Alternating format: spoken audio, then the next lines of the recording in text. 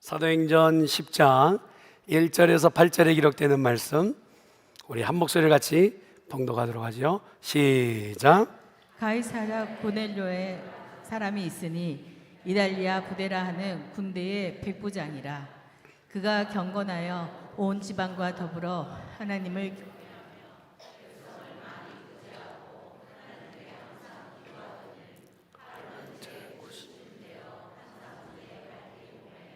하나님의 사자가 들어와 이르되 고넬료야 하니, 고넬료가 주목하여 보고 두려워 이르되 주여 무슨 일이니까?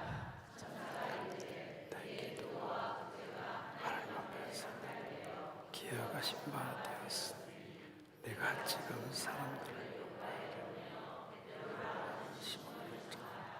그런 모든 자의 시몬인지 그 집에는 내가 있다. 마치 말하는 천사가 떠나면 고넬료가 집안 아이들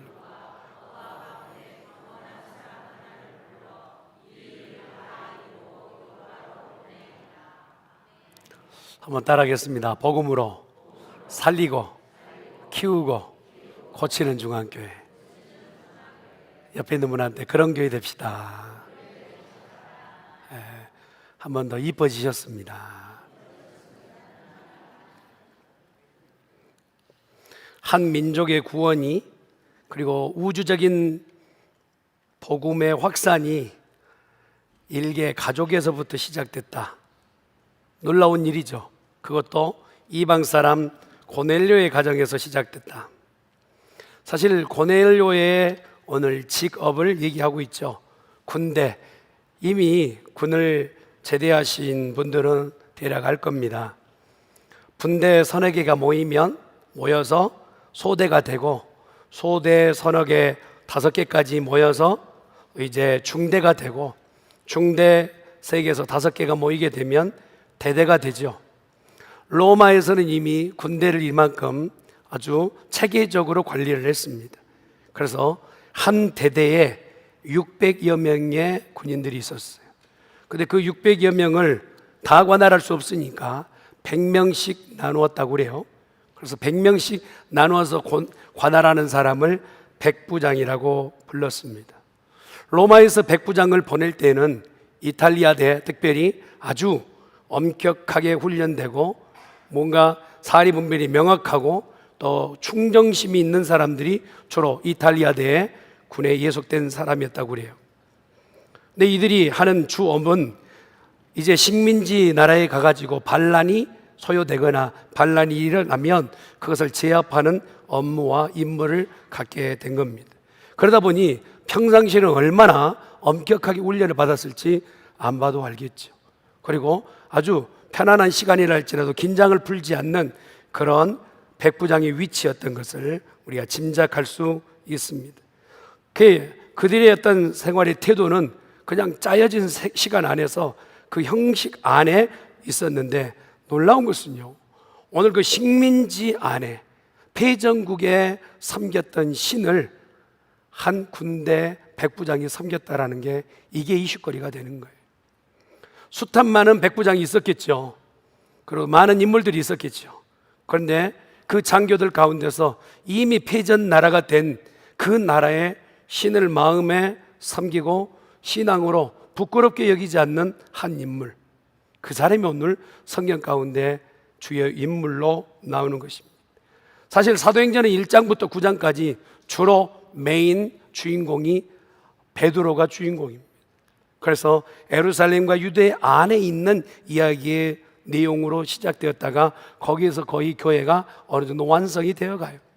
그런데 문제는 우리에게 이미 주셨던 말씀처럼 사도행전 1장에 예루살렘과 온 유대와 그 다음 사마리아와 땅끝까지 이야기는 아직 펼쳐지지 않고 있는, 하나님은 말씀하셨지만 이루어지지 않고 있는 형태의 일이 되어버리고 있어요.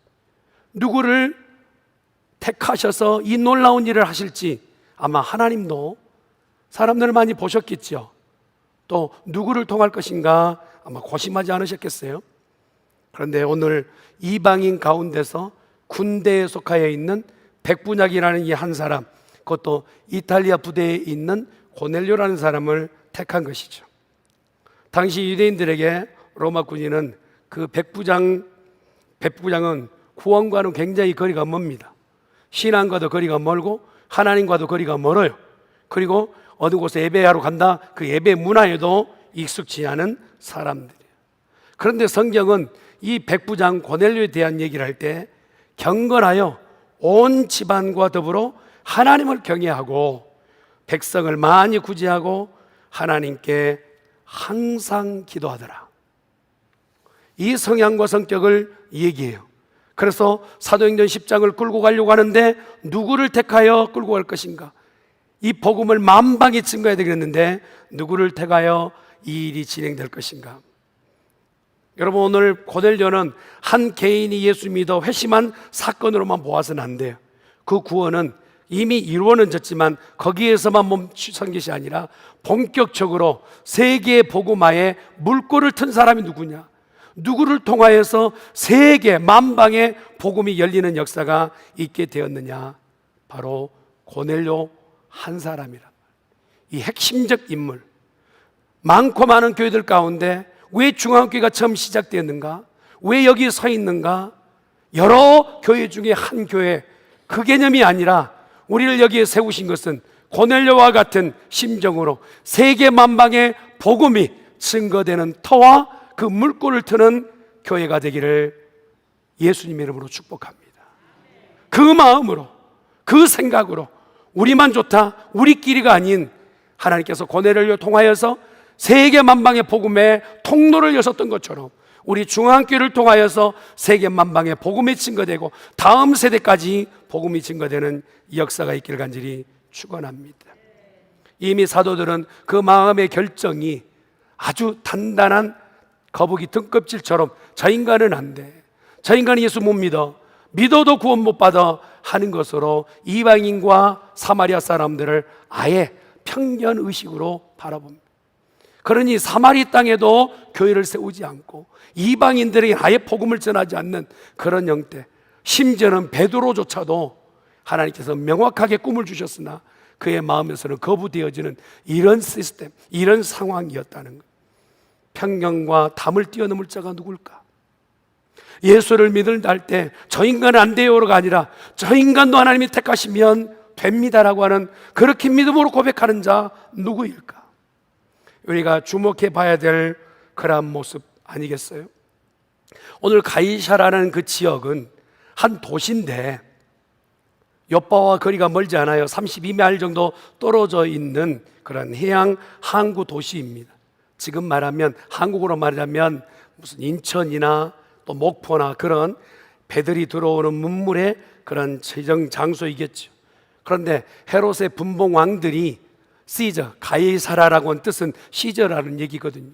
그래서 왕들이 도시 하나를 개발해 가지고 황제한테 바친 도시가 가이사라입니다. 그러니 거기에 주로 누가 살겠어요? 로마인들이 삽니다. 또 군인들이 삽니다. 그리고 행정관들이 삽니다. 총독의 관저가 있었던 곳이 가이사라였던 것을 보면 우리가 짐작할 수 있지 않겠어요? 로마에 소속된 군대, 군인들이 집과에 모여 있는 그 장소, 그곳에 오늘 고넬료라는 한 사람, 그 사람에게만 하나님께서 포커하셨다. 그 많은 사람들 가운데서 하나님이 집중하여 그 한 사람을 보고 계신다. 여러분, 이게 군인에게서는 참으로 위험천만한 일이에요. 시저라고 하는 그 황제 앞에 자기의 충정을 약속했어요. 나는 왕만을 섬기겠다 하였는데 마음의 주인이 다른 이가 생긴 거예요. 왕도 섬기지만 내 안의 주인은 하나님이십니다. 이게 쉬운 결정이겠냔 말이에요. 그것도 여러분 이방인이었던 로마인, 그것도 이탈리아 대 백부장이 이렇게 결정하기는 쉽지 않았을 거예요. 하나님을 경외한다. 눈에 보이는 황제야 내가 섬기고 그 명령에 순종하겠지만 눈에 보이지 않는 그 신을 내가 어떻게 무슨 방법으로 경외하느냐, 그 방법도 제대로 알지 못했을 수 있어요. 그런데 놀라운 것은 이런 인물이 하나님을 경외하고 경건한 모습을 가지고 있었다. 유대인들을 지배하기 위해 배치된 군인이 오히려 지배하는 것이 아니라 유대인을 섬기고 있는 이상한 그림. 압제하고 채찍을 내리쳐야 되는데 밥그릇 들고 다니면서 밥 한 술 드세요 라고 있는 이상한 그림이 지금 고넬료를 통하여 그려지고 있는 그림. 동료들은 이해를 못해요. 백부장 여럿이 보니까 이거 이상한 거거든요. 자네 왜 그래? 실성했어? 아니, 저 인간들은 그렇게 선대하고 구제하고 봉사할 대상이 아니야. 저들에게서 압제해서 뭐라도 걷어내야지 라고 하는 주위에 있는 비난과 핀잔의 소리가 들려도 듣지 않는 고넬료예요. 그 선대를 받고 사랑을 받는 대상들은 어때요? 유대인들은 그런 사랑을 받았으니까 아이고, 저분은 정말 귀한 분이에요, 그렇게 보았을까요? 저 인간 무슨 흑심이 있을 거예요. 이렇게 나한테 밥 한 그릇 준 것은 무엇인가 요구하는 것이 분명히 있겠지 라고 하는 유대인들의 또 다른 선행의 의도에 대한 의심을 가지고 있는 눈이라. 내 동료도 나를 바라보지 않고 내가 선대하고 있는 대상들도 나를 의심하고 있는 이런 상황에서도 오늘 고넬료는 모든 이에게 선대하고 하나님을 두려워하는 믿음이 있었다. 신앙이 선진화된 우리 가운데 이 얘기가 우리에게 와닿냐 말이에요. 조금만 불편해도, 조금만 형편이 안 돼도 그것을 탓하고 믿음으로 바로 서 있지 못한 우리들에게 그게 임팩트 있게 되돌아오느냐? 아닌 경우가 많다. 하나님은 많고 많은 사람들 가운데 어떤 사람을 찾으시고 어떤 사람을 통하여 하나님이 놀라운 일을 하시는가? 오늘 읽었던 10장 4절은 이렇게 말씀하세요. 같이 볼까요? 시작. 고넬료가 주목하여 보고 두려워 이르되 주여 무슨 일이니까? 천사가 이르되 내 기도와 구제가 하나님 앞에 상달되어 기억하신 바가 되었으니. 잔뜩 동료들에게 이런 얘기를 듣고 선대하고 있는 너희들에게 의심의 눈초리가 됐을 때 누가 위로자가 될 것이냐 말이에요. 누가 이 일에 대해서 잘했다라고 할 것인가? 당시에 성령을 경험하고 천사를 경험하는 일이 흔치 않았어요. 이미 예수님의 당시에는 영적으로 어둡고 캄캄한 영적 암흑의 시기를 지나가고 있거든요. 그런데 이방인에게 천사가 와서 하나님의 메시지를 전한다? 이거는 쉽지 않은 일인데 오늘 하나님께서는 고넬료에게 천사를 보내셔서 말씀하세요. 내 기도와 구제가 하나님께 상달되었느니라. 남의 일이라 하면도 안 하는 거 보세요. 여러분, 우리가 기도할 때 하나님이 우리의 기도를 들으시기를 간절히 축원합니다. 상달이란 단어 자체는 어떻게 되느냐? 불을 피우면 연기와 불꽃이 위로 올라가는 것처럼 우리가 기도할 때, 고넬료가 기도할 때 하나님께서는 그 기도의 모든 것을 받으셨다라는 거예요. 받으셨다. 하나도 버리지 않으셨다. 그 봉사와 구제와 헌신, 다른 사람들이 알아주지 않아서 엉뚱한 소리하는 그 얘기, 그것은 그냥 사람들의 얘기지 그 행동과 삶은 하나님께서 몽땅 받으셨다는 얘기예요. 여러분, 이 말이 좀 어렵죠? 그래서 좀 쉽게 설명할까요? 하나님께서 고넬료가 구제하고 헌신하고 기도할 때 따라합시다. 기억하였도다. 하나님은 고넬료의 기도와 헌신과 봉사를 기억하신다. 여러분, 마가복음 14장 9절에 있는 말씀에 기억이라는 단어를 다시 한번 유추해 보세요. 말씀 한번 볼까요? 시작. 내가 진실로 너희에게 이르노니 온 천하에 어디서든지 복음이 전파되는 곳에는 이 여자가 행한 일로 말하여 그를 기억하리라 하시니라. 그냥 일반적인 일을 굳이 기억할 필요 있겠습니까? 특별한 일이 기억이 되는 것이죠. 그냥 돌처럼 굴러다니는 일 가운데서 기억이 됩니까? 아니, 그 중에서 특별하게 다이아몬드가 보이니까 기억이 되는 것처럼 오늘 마가복음에 기록되는 말씀에 예수님께서 식사하실 즈음에 한 여인이 시집 가려고 준비해놨던 옥합 하나를 가지고 와서 예수님께 깨트리는 거예요. 좀 똑똑하다는 사람들이 찾아와서 야, 그렇게 쓰지 말고 가난한 자들을 위해서 좀 베풀어야 되지 않겠니? 똑똑하기는 똑똑해요. 그러나 그의 심중에는 그건 아니, 아까운 거예요. 하나 앞에 드리는 것이 아까워. 소비하는 것 같아. 낭비하는 것 같아. 그렇게 안 해도 될 것 같아. 그러나 하나님은 기억하시는 것은요, 고넬료의 직위와 그가 가지고 있는 배경과 그가 얼마나 훈련을 열심히 받았느냐, 그것만을 기억하는 것이 아니라 하나님이 기억하는 것은 오직 유일한 것 하나, 하나님 앞에 경건한 것만 기억하신단 말이에요. 할렐루야. 우리의 삶 가운데 각자 가지고 있는 직책이 있고 관계 있고 여건이 있죠. 하나님께서 내가 부장이라고만 기억하시고 과장이라고만 기억하시고 내가 가지고 있는 집 있다고 해서만 기억하시는, 그걸 기억하시는 것이 아니라 하나님 우리를 기억하실 때는 그가 하나님 앞에 경건하였느냐, 이걸 기억하신 줄 믿습니다. 오늘 고넬료는 그 자리에 있었단 말이에요. 그가 백부장이라는 것을 내놓은 것도 아니고 누군가에서 내가 뭔가를 구제하고 원신한 것을 다른 사람이 알아달라고 얘기한 것도 아니에요. 다만 하나님 앞에 경건하게 서 있는 모습을 내놓는 것이죠. 복음이 전파되는 곳마다 이 여인 향유를 깨뜨려서 주위 있는 사람들이 미련한 행위하고 있네, 그냥 쓰잘데없는 짓 하고 있네 하는 그 말이 무색할 정도로 이 여인의 일이 전달되리라 말씀하세요. 고넬료 기도와 구제가 주변 사람들에게 비난과 의심과 그런 대상이 될 수도 있겠죠. 그러나 기억하십시오. 고넬료의 다 주위에 있는 사람들에게 비난과 그리고 많은 사람들의 의심과 이런 얘기가 하나님께는 전혀 들리지 않고 오직 고넬료의 행위만이 하나님께서 기억하신다는 사실을 기억하십시오. 고넬료가 겪었던 일들은 우리가 세지 않아도 대충 알 것 같아요. 수많은 갈등, 고민, 내가 지금 이렇게 한다고 해서 뭐가 달라질까? 내가 한다고 해서 누가 알아나 줄까? 내가 수고하고 있는 이 일이 정말 무슨 일일까? 내가 지금 눈물을 흘리고 있는 이 일까지도 하나님께서는 알고 계실까 하는 의심도 생길 수 있겠죠. 그러나 복음이 이방인에게 전달되게끔 하기 위해서는 한 사람의 이 눈물 흘린 인고의 시간이 필요한 거예요. 하나님만 바라보는 그 마음의 눈이 필요한 거예요. 하나님께서 우리 중앙교회를 왜 세우셨을까? 곰곰이 생각해 봐요. 8주년을 지나면서 제 마음에 불을 던지시는 거예요. 이 목사야, 교회가 좀 커져서 좀 건방 떨지 마.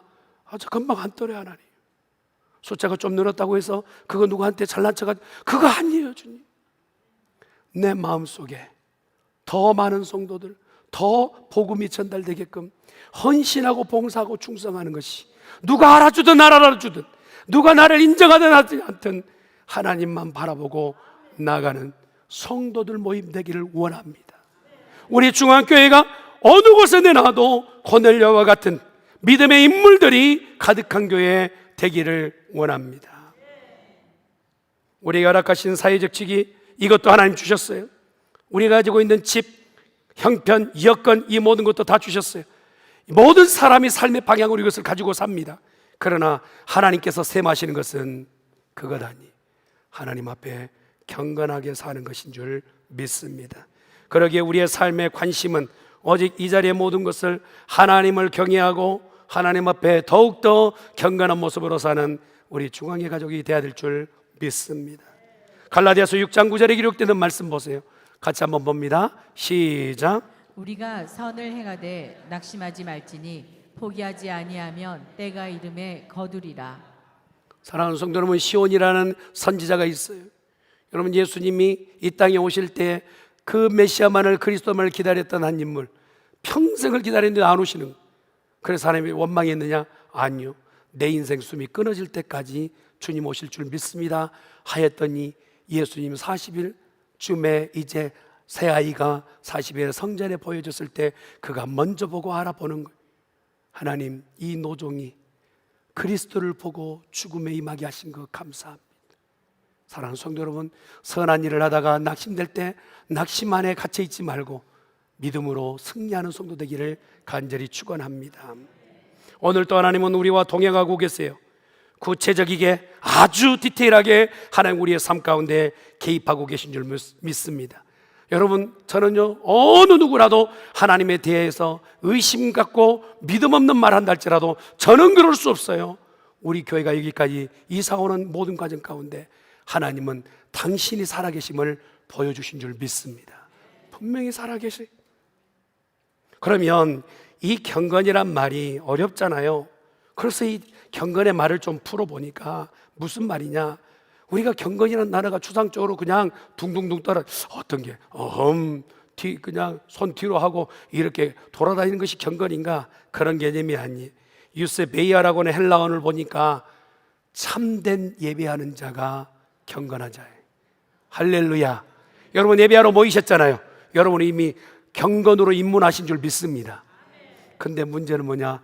예배 끝나고도 예배는 끝난 게 아니라,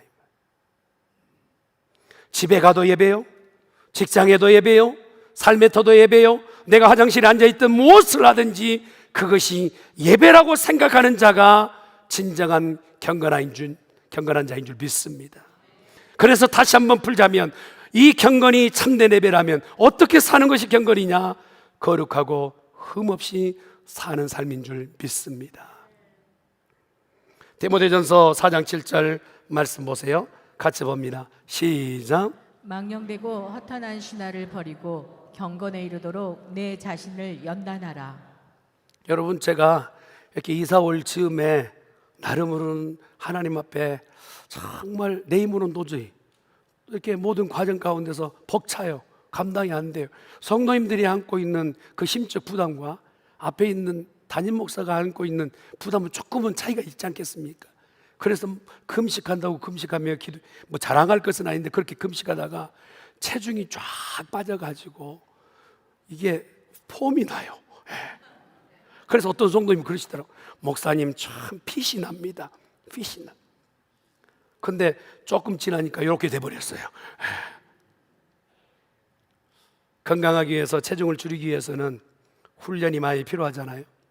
피트니스 한두 이틀, 사흘, 나흘만 간다고 그게 건강이 다시 찾아오고 그게 바로 되는가요?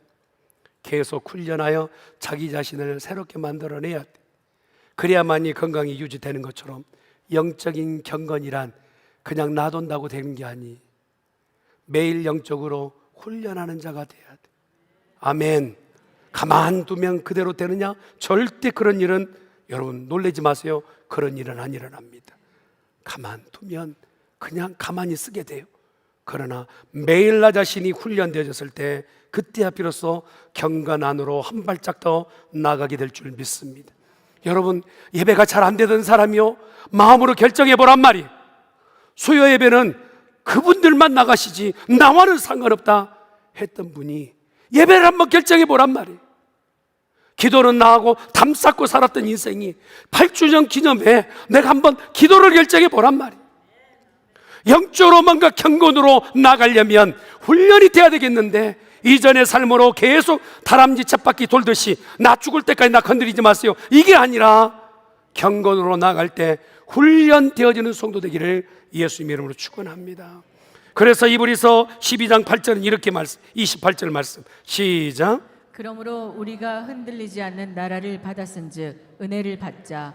이로 말미암아 경건함과 두려움으로 하나님을 기쁘시게 섬길지니. 이미 기쁨의 하나님의 나라가 우리 가운데 임하셨어요. 그걸 유지하고 하나님 앞에 영광 돌릴 수 있는 이런 방법은 뭐냐? 경건함으로 산다는 말이에요. 우리가 아는 것처럼 뉴욕에 있었던 월드 트레이드 빌딩이 무너질 때는 1시간도 안 걸렸어요. 지어 올릴 때까지 설계부터 시작해서는 숱한 나날이 소요됐을 거예요. 인생 지어 올렸다 할지라도 무너진 것은 삽시간이에요. 세상에 갑자기 무너지지 않고 영원한 것이 있어. 우리 안에 그것이 있어. 이미 하나님의 나라가 우리 가운데 도래한 줄 믿습니다.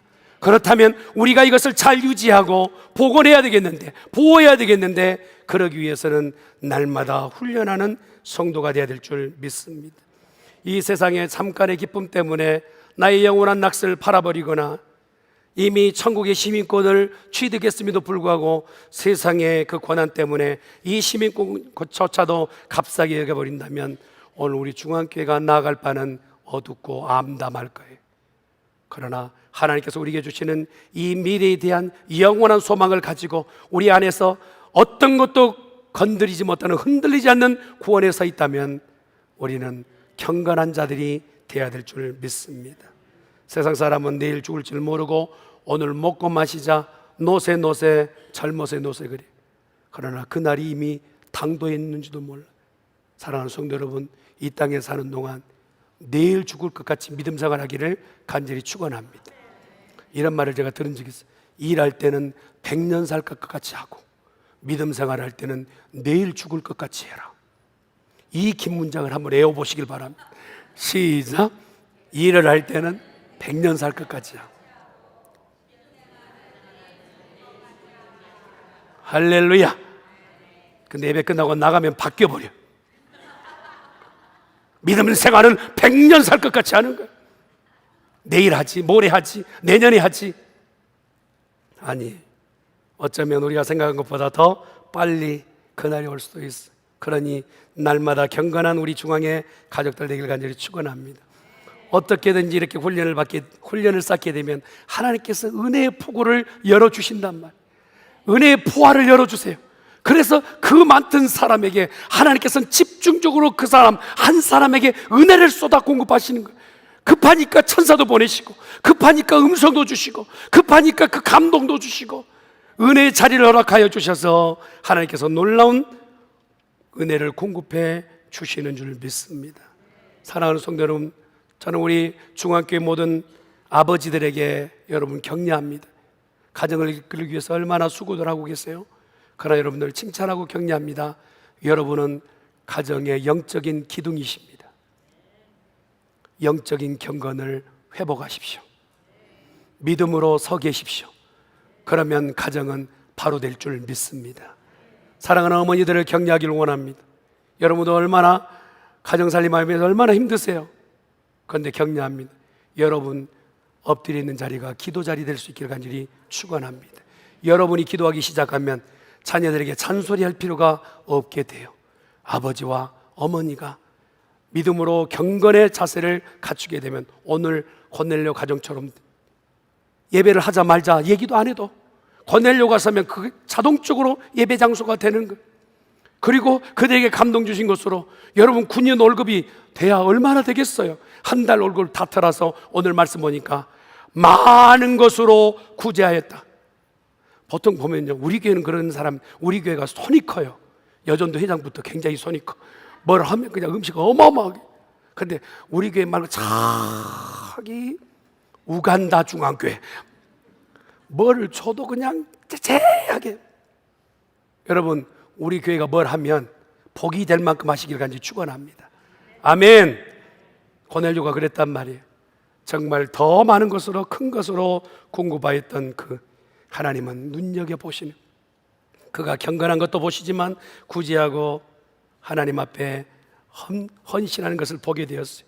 이 경건을 계속적으로 유지하기 위해서는 가장 필요한 연료가 있습니다. 한번 따라합시다. 기도하라. 기도하라. 여러분 그 사람이 경건한 사람이 아닌지를 딱 한눈에 볼 수 있는 유일한 툴이 있어요. 기도입니다.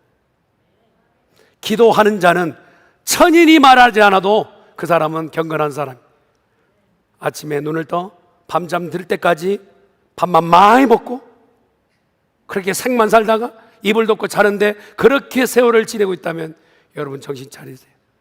기도하는 교회가 되길 간절히 축원합니다. LA 유명한 교회의 한 목사님이 설교하는 걸 들었어요. 그 교회 집사님이 굉장히 컴퓨터 가방 가운데 전 세계를 그렇게 호령할 만큼 굉장히 큰 사업을 하신 분. 그런데 그분이 뭔가 중요한 결단을 했을 때는 친구의 조언이나 그리고 이사의 결정이나 경제 전문가 조언이나 자기의 경험을 먼저 의지하지 않고 먼저는 뭔가 결정할 때는 엎드려 기도한대요. 엎드려 기도해. 그런데 그래서 곧 밥이 나와 떡이 나와. 근데 놀라운 것은 그렇게 엎드려 기도하면 하나님께서 선명하게 아이디어도 주시고 선명한 결정할 수 있게끔 길을 주시는 거예요. 항상 기도하고 낙심치 않는 우리들 되길 간절히 축원합니다. 성경에 보면 여러분 우리 가운데 약속하신 게 있어요. 엘리야가 너희 기도할 때 3년 반 동안이나 하늘이 닫혔던 거 기억하지? 그 닫혔던 하늘이 다시 기도했더니 열린 것 있지? 너희가 기도할 때도 그렇게 될 줄 믿어라. 여러분 성경에 기록되는 말씀 보세요. 요한복음 14장 13절 14절의 약속이에요. 같이 봅니다. 시작. 너희가 내 이름으로 무엇을 구하든지 내가 행하리니 이는 아버지로 하여금 아들로 말미암아 영광을 받으시게 하려 함이라. 내 이름으로 무엇이든지 내게 구하면 내가 행하리라. 여러분 군인이 얼마나 바쁘겠어요. 틈틈이 훈련해야 되는데 오늘 유대인 관습대로 하루에 3번이나 기도하는 거예요. 이게 가능할 일이냔 말이에요. 그런데 놀랍게 그렇게 기도하는 시간에 베드로도 그의 시간에 같이 기도하는데 영적으로 교신이 시작되는 거예요. 하나님께서 베드로에게도 명령하시고 하나님께서 고넬료에게도 명령하시고 그래서 두 사람이 만나는 자리를 주선해 주시는 거예요. 요한복음 15장 7절에 기록되는 말씀 보세요. 시작. 너희가 내 안에 거하고 내 말이 너희 안에 거하면 무엇이든지 원하는 대로 구하라. 그리하면 이루리라. 한번 묻겠습니다. 우리가 기도하면 하나님이 들으신가요? 아멘. 응답하신 하나님인 줄 믿습니다. 그런데 기도하지 않아도 되는 일들이 많아요. 그 왜 기도해야 되느냐? 하나님은 가장 좋은 때, 가장 좋은 장소에 가장 문제없는 일로 이루시려고 우리의 기도가 필요한 줄 믿습니다. 그리고 그 일을 위해서 하나님이 하셨다고 영광 들으시는 거지. 말씀을 마무리 짓게요. 사랑하는 성도 여러분, 경건한 중앙교회가 되기 위해서 오늘 몇 가지를 설명했어요. 가장 유지하기 위해서 기도에 대한 얘기를 드렸어요. 그런데 더 중요한 게 한 가지 남았습니다. 우리가 기도할 때 하나님이 직접적으로 듣는다, 이 부분에서 상달이라는 단어가 나왔는데 헬라어 원어에는 아네베산이라는 단어를 썼어요. 여러분, 예전에는 편지 쓸 때 우체부가 전달할 때는요, 우체부의 걸음에 따라서 배달이 느리거나 빠르거나 그래요. 중간에서 누락되기도 하고. 그런데 오늘날은 메일을 쓰면 바로 가잖아요. 그런 것처럼 상달이라는 개념이 쓰면 바로 간다는 뜻이에요. 우리가 기도하면 기도 떨어짐과 동시에 그대로 응답하시는 하나님. 여러분, 하나님이 받으실 이메일 여러분 있으신가요? 제가 불러드릴 테니까 지금 적으세요. 하나님의 이메일 주소는 godlovesus@youandme.com이에요. 하나님 우리를 사랑하세요. 너와 나를 사랑하셔서 우리가 기도할 때 응답하시는 분인 줄 믿습니다. 그런요, 말씀하시면 의심 없이 순종해서 이거 나 천사 한 번도 경험 안 했는데 괜히 가다가 또 해를 당하는 거 아니야? 의심하지 않았어요. 오늘 가라 했더니 의심 없이 사람들까지 풀어서 지금 요바의 사람을 보냈는데 그는 믿음의 결정, 마지막 경건의 끝자락에 있는 그의 순종을 붙잡는, 여러분 경건의 마지막 관문은 순종입니다. 할렐루야. 말씀 들었어요? 말씀이 좋아요? 그리고 나서 마음의 결정이 없다면 그런 경건한 자. 오늘 말씀이 전달됐어요. 이 말씀이 전달되고 우리 모두가 마음으로 결정할 수 있기를 예수님의 이름으로 축원합니다. 왜 그렇게 순종해야 됩니까? 그가 구제하고 헌신하고 경건한 것으로 구원을 얻는 게 아니란 말이에요. 그가 지금 경건하고 구제하고 헌신한 것은 구원과 영생으로 가는 길이지 그 구원의 최종점은 아니에요. 그런데 순종하여 불러들인 베드로의 입에서 나오는 말씀, 주 예수를 믿으라, 그리하면 너와 내 집이 구원을 얻으리라, 이 말씀이 구원인 줄 믿습니다. 말씀을 마무리 짓게요. 우리 중앙교회 경건으로 나아가는 성도들 되기를 바랍니다. 그래서 우리의 모습을 보며 많은 이들이 믿음의 숫자가 늘고 복음이 만방에 증가되는 또 다른 이방인에게 복음을 증가하는 우리 중앙의 가족들 되기를 주 예수 그리스도 이름으로 축원합니다. 아멘. 기도하십시다. 전능하신 여호와 하나님 아버지, 하나님은 오늘 환경과 배경과 여건과 여러 상황 가운데 우리를 물으시기를, 너 이런 상황에도 내 앞에서 하나님만 바라보고 경건할 수 있느냐 물으실 때 백부장고넬료처럼 그 많고 많은 사람들 가운데 다른 사람 눈에 의식하지 않고 믿음의 결정하기를 소망하오니 주여 우리를 붙잡아 주시옵소서. 감사합니다. 예수님의 이름으로 기도드리옵나이다.